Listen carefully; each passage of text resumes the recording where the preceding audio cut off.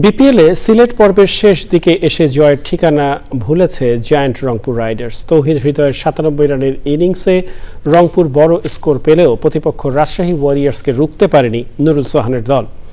আর রাজশাহীর জয় পেলেও টি-20 বিশ্বকাপের স্কোয়াডে থাকা তানজিদ তামিম লো স্কোরিংয়ে আটকে থাকাকে সময়ের ব্যাপার বলে জানিয়েছেন রাজশাহীর ক্যাপ্টেন নাজমুল শান্ত। সিলেট থেকে আদিল আহমেদ শানের রিপোর্ট। ৬ ছক্কা ও ৮ বাউন্ডারি, ১৭৩+ স্ট্রাইক রেটে ৫৬ বলে ৯৭ রান। রাজশাহী ওয়ারিয়র্সের সঙ্গে আগের দেখাতেও 50 করেছে বলে আমাদের অ্যাজ এ টিম হিসেবে খেলতে হবে। তো আমার কাছে মনে হয় যে 3টা জায়গায় সেক্টরেই এই টুর্নামেন্টে যেহেতু আমাদের আরও লিগ পর্বে 3টা ম্যাচ আছে, সো নিজেদের অ্যাজ এ টিম হিসেবে এখন আমরা আমাদের 100%টা খেলতে পারি নাই।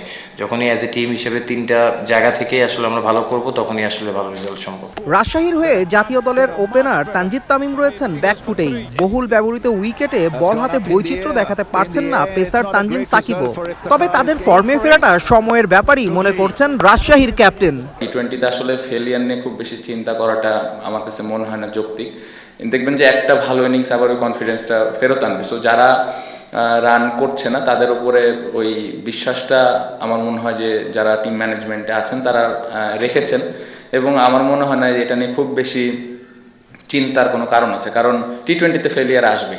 সো বিশ্বকাপের আগে রান করছে না, কেন করছে না, এত বেশি আসলে চিন্তা করার থেকে আমার মনে হয় পজিটিভ চিন্তা করা ভালো। সিলেট পর্বের শেষ দিনে বিপিএলে সিলেট টাইটান্স লড়বে রংপুরের সাথে, আর শেষ ম্যাচে ঢাকার প্রতিপক্ষ রাজশাহী। টি-20 বিশ্বকাপের স্কোয়াড আগেই ঘোষণা হওয়ায় জাতীয় দলের তারকাদের প্রতি বিপিএলে আগ্রহ বেশি সকলের। তানজিদ তামিমের মতো ক্রিকেটার অফ ফর্ম কাটিয়ে উঠতে না পারলেও তৌহিদ হৃদয়ের ব্যাটিং টাইগার শিবিরে আশা জাগাচ্ছে। অন্যরাও স্বরূপে ফিরবেন এমনটাই প্রত্যাশা ভক্তদের। সিলেট আন্তর্জাতিক স্টেডিয়াম থেকে আদিল আহমেদ শান, চ্যানেল আই।